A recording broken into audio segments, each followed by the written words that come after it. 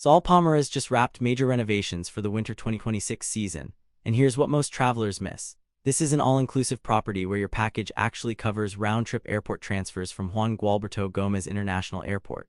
That detail alone can save you anywhere from $40 to $80 per person, depending on what shuttle services are charging that week. The transfer inclusion means you're not haggling with taxi drivers after a long flight or trying to figure out Cuban currency exchange rates before you've even left the airport. It's one of those small logistical wins that sets the tone for your entire trip, and it's worth factoring into your total cost comparison when you're shopping around Varadero properties. The hotel offers 604 rooms spread across different categories, with standard rooms clocking in at around 314 square feet. That's compact but functional, roughly the footprint of a typical hotel room you'd find at a mid-range beach resort. These rooms max out at 3 guests, accommodating 3 adults or a mix that includes 1 child. The size works if you're treating the room as a place to sleep and store your stuff between beach sessions and dinners, not as a living space where you plan to spend half your day. Think of it as the reliable workhorse of the property, the room that gets you access to everything Sol Palmeras offers without paying for square footage you won't use. The renovation work completed for this season likely touched these spaces, though specific details about what got updated in the standard rooms aren't spelled out in available information. What you won't find listed are the granular details like whether there's a coffee maker, what the shower situation looks like, or if the balcony is furnished, so that's worth clarifying when you book. Family Junior Suites step things up for groups traveling with kids. These accommodate up to 4 guests with a capacity that stretches to 3 adults and 3 children depending on ages and bedding configurations. The square footage isn't documented, but the jump from 3-person to 4-person capacity suggests more breathing room than the standard rooms. This is the category that makes sense if you've got 2 kids who aren't thrilled about sharing a bed, or if you're traveling with another couple and want to split costs without feeling like you're bunking in a college dorm. The suite designation implies some kind of separation between sleeping and living areas, though whether that's a full wall, a partition, or just a strategic furniture arrangement isn't specified. Families tend to generate more stuff, more chaos, more need for space to decompress after a day of activities, and that's where the junior suite justifies its higher price point. Again, the specifics about amenities, views, or furnishings aren't available in the source material, so you're working with category names and capacity numbers rather than a full picture of what you'll walk into. The dining scene includes 6 restaurants and 8 bars, though the individual names, cuisine types, and operating hours aren't documented in available sources. What is clear is that all meals plus snacks are covered under the all-inclusive package, along with unlimited domestic drinks and select international options. That structure means you're not making mental calculations every time you order a cocktail, or deciding whether to skip an afternoon snack to save money.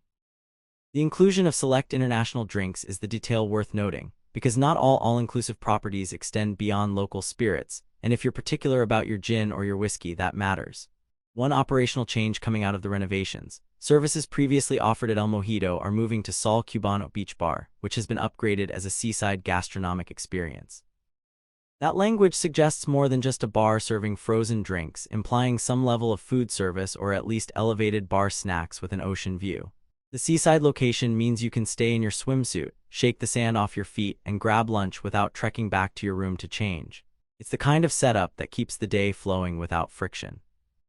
Without specific restaurant names or menus, the dining experience at Sol Palmeras operates more as a general all-inclusive buffet and a la carte framework rather than a curated culinary tour. You're looking at variety over specialization, the ability to eat whenever you're hungry rather than hunting for the one standout restaurant on property. For travelers who prioritize convenience and flexibility over chasing a specific dish or chef-driven concept, that works. For food-focused travelers who want to know exactly what kind of seafood gets grilled at which restaurant or whether there's a proper steakhouse on site, the lack of detail is a gap. The 8 bars spread across the property mean you've got options for where you drink, whether that's poolside, beachside, in the lobby, or at night during entertainment. The sheer number suggests you won't be fighting for a bar stool during peak hours, and different bars likely cater to different vibes, even if those distinctions aren't spelled out. Sol Palmeras has 7 pools, which is a higher count than most resorts this size and suggests intentional zoning. You're not dealing with one massive central pool where everyone congregates. Instead, the multiple pools likely break up the crowd by vibe, by proximity to certain room blocks, or by activity level. Some pools probably skew quieter, some livelier, some geared toward families, others toward adults looking to float with a drink and a book. The exact sizes, depths, features like swim-up bars or waterfalls, and whether any pools are adults only aren't documented, but 7 pools means you have room to explore and find your preferred spot. Pool hopping becomes part of the daily rhythm, and if one area feels too crowded or too loud, you've got 6 other options within walking distance. That's a real advantage over properties where everyone funnels into the same pool deck, and you're jockeying for lounge chairs by 7 in the morning. The beach access and ocean conditions aren't detailed in the available information, so it's unclear whether Varadoro's famously long stretch of sand is swimmable year-round at this location, whether there are lifeguards posted, or what the seaweed situation looks like depending on season.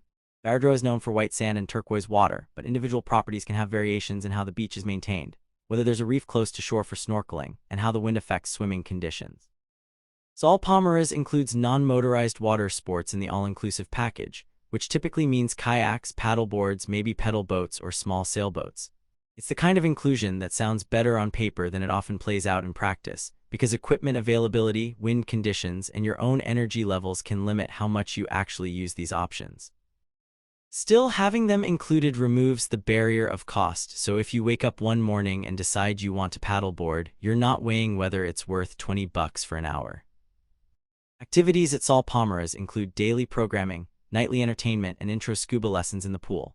The scuba intro is a solid perk for travelers curious about diving but not ready to commit to full open water certification or an ocean dive. Learning in a pool removes the variables of currents, visibility, and marine life, letting you focus on the mechanics of breathing underwater and equalizing pressure. It's a low-stakes way to figure out if scuba is something you want to pursue further, and if you discover you love it, Varadero has dive operators who can take you out to actual reef sites. The daily activities likely follow the standard resort template: water aerobics, beach volleyball, dance classes, maybe some arts and crafts. These programs exist to give structure to your day if you want it, but they're easy to ignore if you'd rather do your own thing. Nightly entertainment could mean live music, theme nights, shows, or a mix depending on the day of the week.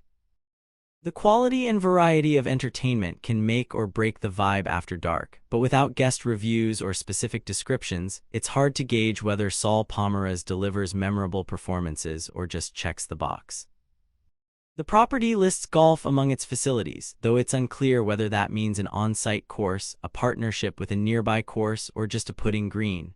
Varadero has a couple of golf courses in the area, so access could mean discounted rates or shuttle service rather than a course you can walk to from your room. If golf is a priority for your trip, that's worth clarifying before you book, because the difference between a complimentary round at a neighboring course and a full 18-hole championship layout on property is significant. Sports activities are also mentioned broadly, which likely covers things like tennis courts, a fitness center, or organized games, but again, the specifics aren't available. The lack of detail doesn't mean these facilities don't exist, it just means you're working with category labels rather than a full inventory. Sol Palmeras has a spa, but the services menu, treatment descriptions, hours, and pricing structure aren't documented. Spa experiences at all-inclusive resorts can range wildly, from basic massage rooms with limited hours to full-service wellness centers with hydrotherapy circuits, saunas, and extensive treatment menus. Without knowing what's on offer, it's tough to plan around spa time or budget for treatments if they're not included in your package. Most all-inclusive properties charge extra for spa services, so even though the facility exists, expect to pay out of pocket unless your specific booking includes a spa credit. The presence of a spa signals that the resort is trying to cover the wellness angle, but whether it's a highlight of your stay or just a box check depends entirely on execution, and that's not something you can assess from the available information. Child facilities are listed among the amenities, which confirms that Sol Palmeras is family-friendly rather than adults only. The exact nature of those facilities, whether there's a kids' club with supervised programming, a dedicated children's pool, or just high chairs in the restaurants, isn't specified. The family junior suites and the capacity to accommodate multiple children suggest the property is designed with families in mind, but without details about age ranges served, hours of operation, or what activities are offered, it's hard to know if this is a resort where parents can drop the kids for a few hours and relax, or if you're still managing entertainment yourself. Family travel to all-inclusive resorts often hinges on how well the kids' club functions, because that's what creates breathing room for parents. If Sol Palmeras delivers strong programming for children, it's a major selling point. If the child facilities are minimal, families might find themselves leaning heavily on the pools and beach to keep kids occupied. Varadero itself is a narrow peninsula on Cuba's north coast, and Sol Palmeras sits on Carretera de las Morlas in the Las Morlas area. The location means you're in the heart of Varadero's resort zone, with easy access to the beach, and likely within reach of other hotels, shops, and restaurants if you want to explore beyond the property. Varadero bus transportation operates locally from 9 in the morning until 6 in the evening, charging $5 per adult for a full day pass. That's a budget-friendly way to explore the area if you want to visit other beaches, check out local markets, or see parts of Varadero beyond your resort. The bus system gives you mobility without the cost of taxis or the commitment of renting a car, which in Cuba comes with its own set of logistical challenges. Having that option means you're not locked into the resort for your entire stay, and for travelers who like to mix resort relaxation with a bit of exploration, that flexibility is valuable. Juan Gualberto Gomez International Airport serves Varadero, and as mentioned earlier, Sol Palmeras includes round-trip airport transfers in the all-inclusive package. The airport is the main gateway for international travelers heading to Varadero, and the transfer inclusion removes one of the common pain points of arrival: figuring out ground transportation in an unfamiliar place. The drive from the airport to the resort isn't documented in terms of time or distance, but Varadero is a relatively compact area, so you're likely looking at a short transfer rather than an hour-long journey. That quick turnaround from plane to pool is part of what makes Varadero appealing for shorter trips or long weekends. Beyond the immediate resort area and the bus service, specific nearby attractions within a 20-kilometer radius aren't detailed in the available information. Varadero is known for its beaches more than its cultural landmarks, but the town does have a few points of interest like the Varadero Municipal Museum, Jocelyn Park, and various marinas offering boat tour and fishing trips. The lack of documented nearby attractions in the source material doesn't mean they don't exist, it just means you'll need to do additional research or ask the concierge once you arrive. For travelers who want to spend a day exploring Havana, that's a longer trip, roughly a 2-hour drive, and would require arranging separate transportation. For checking booking availability and prices at your desired dates, you can use the link in description. I hope this video was helpful. Give it thumbs up, subscribe for more travel-related content. If you are not ready to book this hotel, you can watch our best hotels playlist and choose the best one for you. Thanks for watching.